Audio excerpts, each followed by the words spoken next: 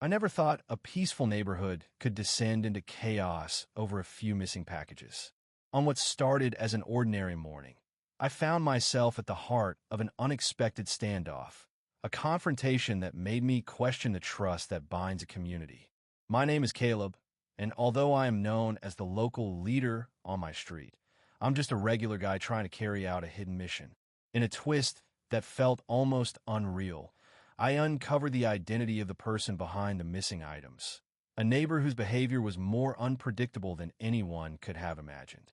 What unfolded was something straight out of a real-life drama, as buried resentments and hidden grudges came to a head in a heated showdown.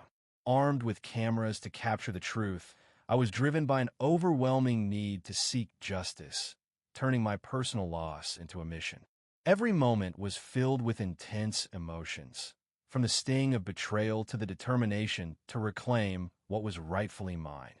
What started as a regular day soon morphed into a tense and extraordinary confrontation, one that left more questions than answers. Little did I know, challenging this audacious behavior would trigger a community-wide awakening, inviting everyone to witness a tale of unexpected resistance and collective unity. It all began under the soft morning light, when I found myself grappling with a sense of disbelief, a feeling that had been building as a series of strange and inexplicable events began to occur. Small but constant disappearances started happening. Every day, a package would vanish without a trace, leaving me to wonder if some unseen hand was at work. At first, I couldn't believe it, but as the disappearances piled up, I began to feel an unsettling mix of hurt and frustration. I had always taken pride in being a reliable member of my neighborhood, someone who people could count on for fairness and strength. But as these mysterious losses continued, my calm started to crack. The breakthrough came one peaceful afternoon when, desperate for answers, I decided to set up hidden cameras around my house. I wanted undeniable proof, something concrete that could expose the deceit. Each moment I watched unfold on screen brought me closer to uncovering the truth. Then, just before noon, I got what I was waiting for. A familiar face appeared in the footage. It was a neighbor, Sarah, known for her over-the-top personality and sense of entitlement, casually walking onto my property with a grin. She reached out and took one of my packages as though it was hers by right. Confrontation was inevitable. As I stepped forward, a storm of anger and sadness bubbled inside me.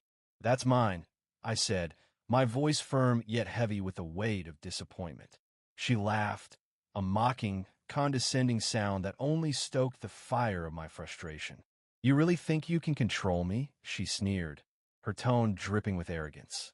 In that tense moment, my emotions exploded, outraged, insulted, and determined to stand firm. Even as I took back what was mine, the situation turned into an absurd spectacle. With shaky hands, Sarah pulled out her phone, her voice shaking as she threatened, "I'm calling the cops." The irony of the situation hit me hard.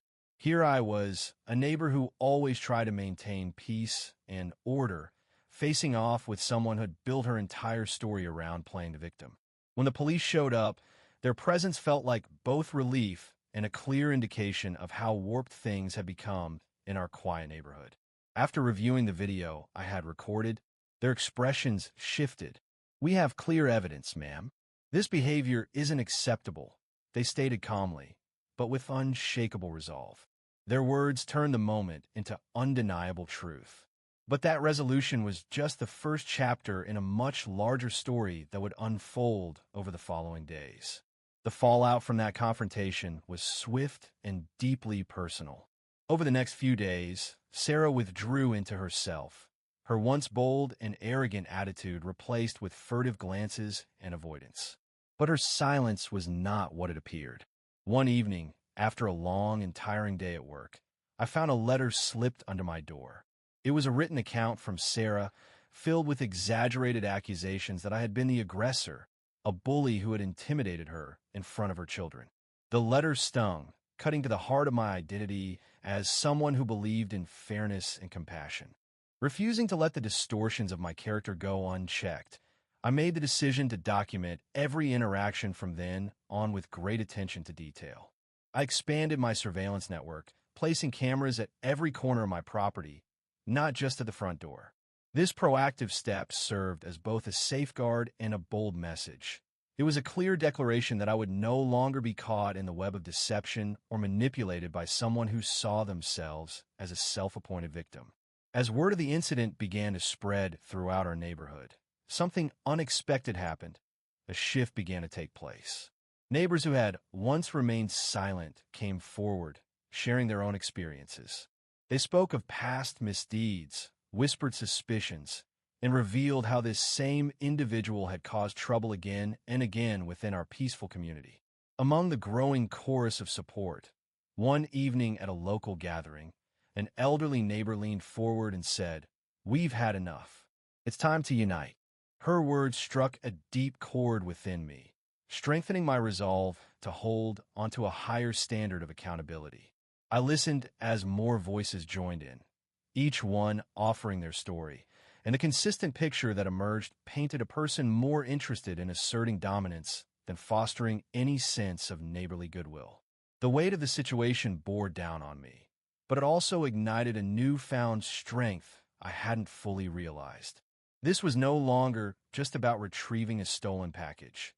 It had become a fight to restore the honor of the entire community and ensure that integrity would rise above entitlement. With every new piece of evidence, my resolve grew stronger. I reached out to the local homeowners association, presenting them with detailed reports, photographs, and heartfelt testimonies from the neighbors who had been affected. We can't let personal grudges overshadow the true spirit of our community, I said to them during one of our meetings, my voice firm with conviction. The board's response was encouraging. They acknowledged the ongoing issues and agreed that decisive action was necessary. Their support only fueled my determination, and together, we started preparing to address the situation formally. This wasn't about seeking revenge. It was a call for fairness, a plea to restore the values we had all once held dear. Throughout the course of this ordeal, every challenge tested my strength and reshaped my understanding of what justice truly means. The confrontation, the letter, and the collective outcry from the neighborhood. All of these moments came together as part of a larger story of personal and community transformation. I came to realize that standing up to injustice, even when it comes from someone who seems untouchable in their arrogance, is not just about reclaiming what's rightfully yours. It's about encouraging others to find their voice and take a stand too.